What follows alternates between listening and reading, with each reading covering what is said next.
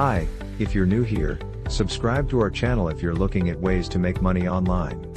Also check out the first link in the description below if you're looking to make a full-time income from home. The year was 2007.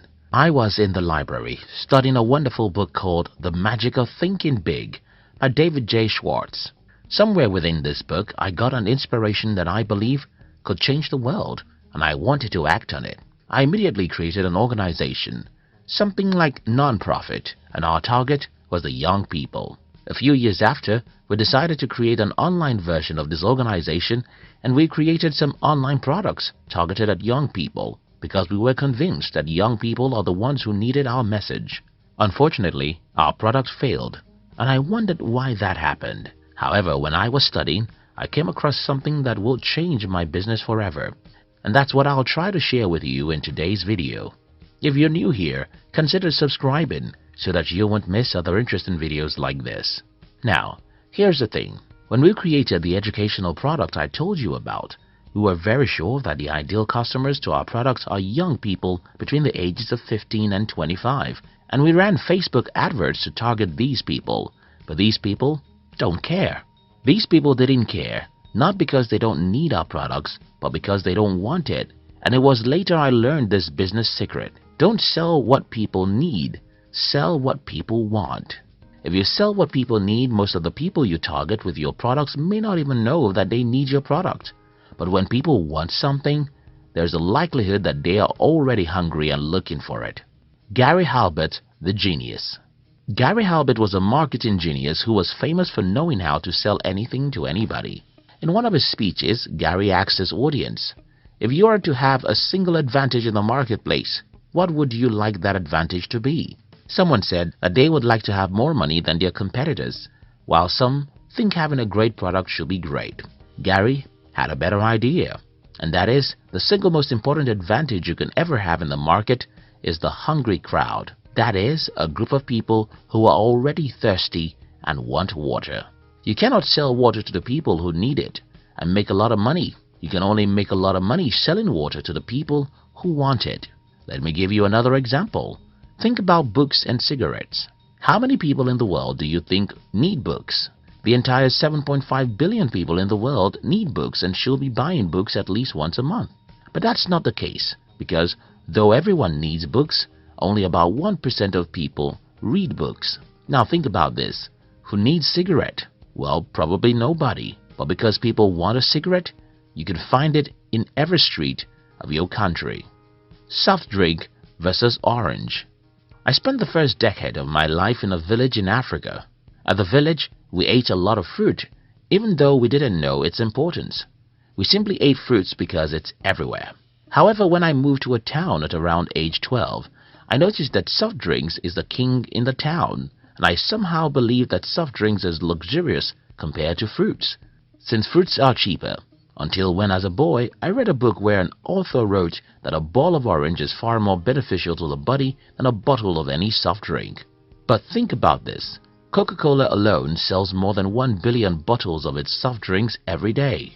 Pepsi and hundreds of other soft drink companies sell millions of their soft drinks too. Only a very few people in the world need to drink sugar, but everyone drinks it because they want to. Every living being needs fruits, but it's boring, and because of that, nobody eats fruits. You sure get my message here. I'm not advocating that you should be selling things that are harmful to other people. I'm only trying to show you something here, and that's very simple. People don't buy what they need. They only buy what they want.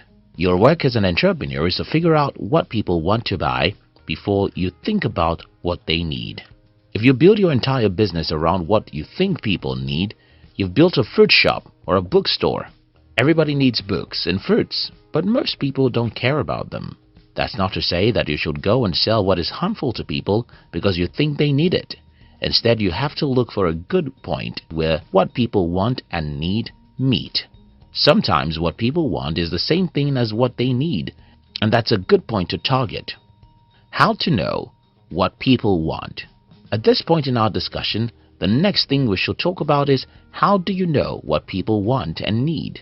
The best formula I know as regards this is study what they are buying now and give them an innovative version of it. Let me give you some examples. Human beings have always been social animals. Our ancestors gathered in their villages every night to talk. When we moved to cities, we enjoyed meeting and talking with other human beings. It's just who we are and nothing can change that. But if we can create a technology that allows humans to meet, talk and relate with other humans all over the world, well, that's what Facebook, Instagram, Twitter and so on did. Social media is not a new thing. It's an advanced version of what we humans have always wanted. Think about another example. Several years ago, when you entered a library, you'll see all these books, and since you don't need every book in the library, you'll need help to easily get to the section of the library you want. This is very simple. Whenever there is too many information, there has to be a way to choose the ones you want, and that's what Google does.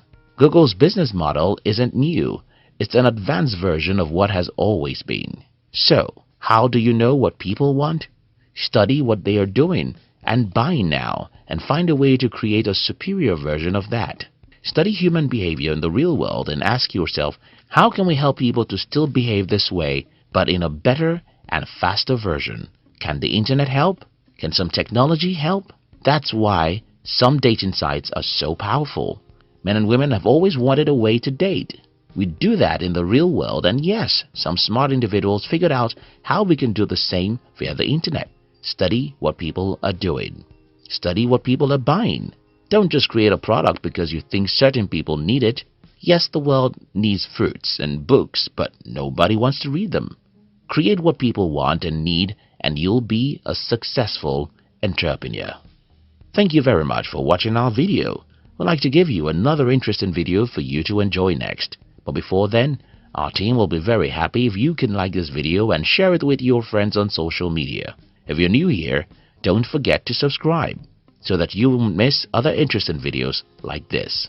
Look at your screen now to see 2 other videos we handpicked for you to enjoy next.